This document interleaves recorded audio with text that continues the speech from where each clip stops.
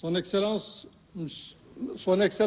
Mohamed Idriss Déby Itno, président du Conseil militaire de transition, président de la République du Tchad, mes sincères félicitations pour le travail remarquable qu'il a accompli tout au long de sa présidence du G5 Sahel et pour la parfaite organisation du présent sommet extraordinaire, tout en le remerciant vivement, ainsi que son gouvernement et l'ensemble du peuple tchadien pour l'accueil chaleureux et l'hospitalité généreuse.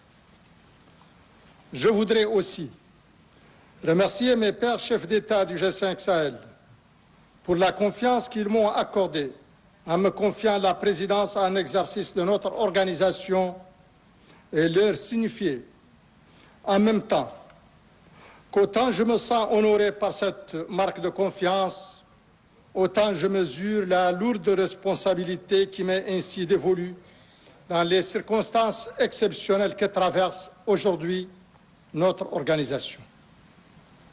Excellences, Mesdames et Messieurs,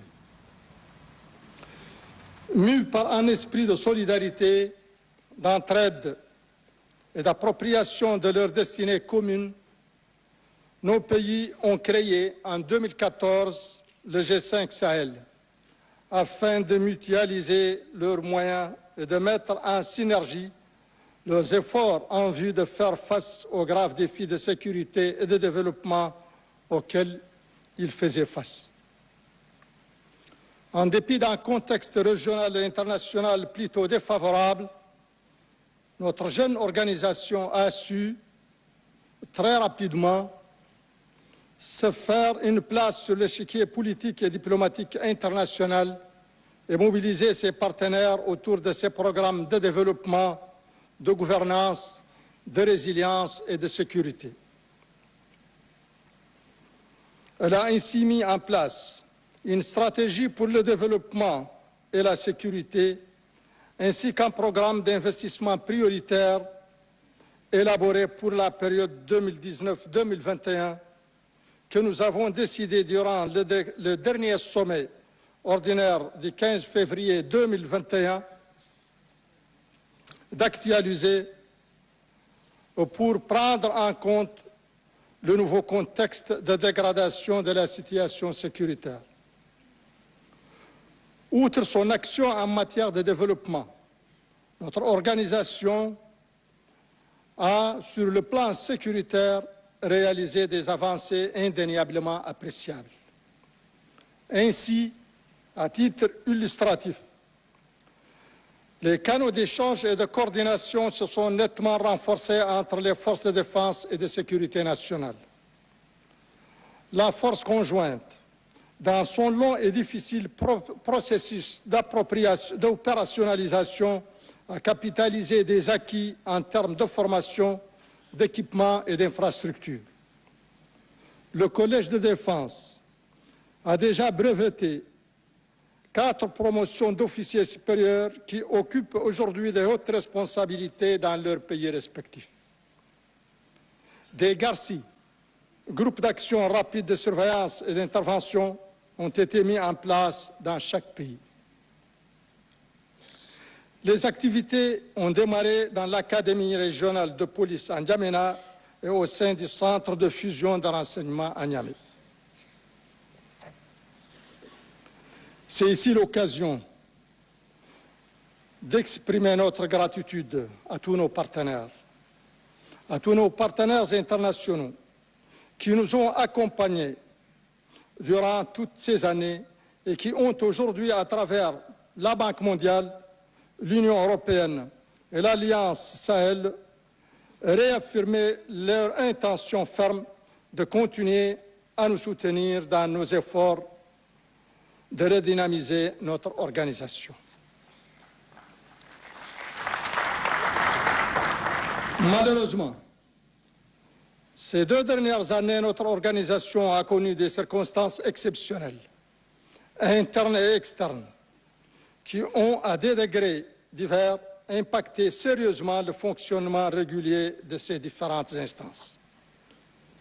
Le fait marquant de cette période fut le retrait du Mali, du G5 Sahel et de l'ensemble de ses organes, qui a subitement rompu la continuité géographique dans notre espace et privé l'organisation de l'apport précieux et capital d'un pays frère et membre fondateur, alors qu'au même moment, les groupes terroristes renforçaient leur présence dans la zone des 3 frontières, faisant des milliers de déplacés internes et un nombre, jour après jour, plus important de pertes en vies humaines.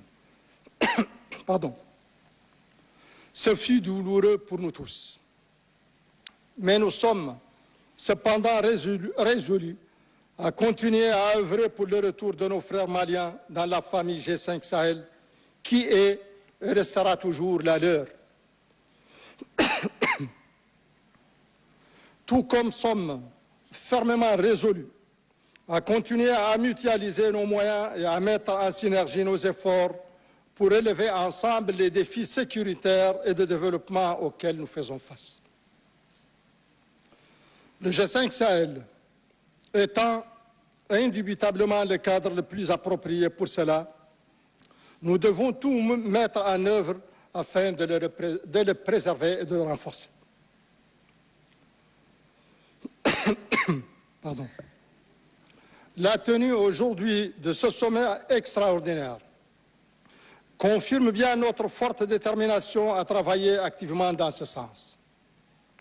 D'ores et déjà, il y a lieu de se féliciter de l'adoption par les ministres en charge de la Défense, ici même en N'Djamena, le 10 janvier dernier, du projet du nouveau concept stratégique d'opération de la force conjointe qui vient de nous être présenté par le secrétaire exécutif.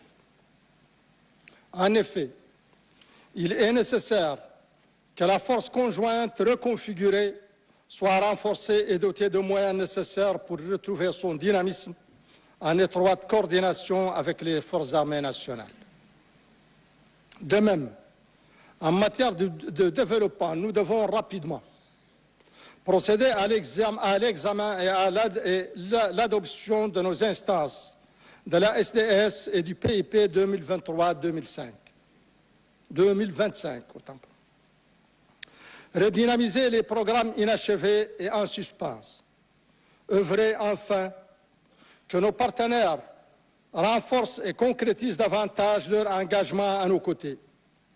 Nous avons tous en mémoire la conférence de Nouakchott des bailleurs de fonds en 2018 pour le financement du PIP, qui a connu de fortes annonces, qui sont restées cependant jusqu'ici faiblement concrétisées. Excellences, Mesdames et Messieurs, nous nous devons de faire preuve de réalisme et de veiller à la préservation des résultats si chèrement acquis.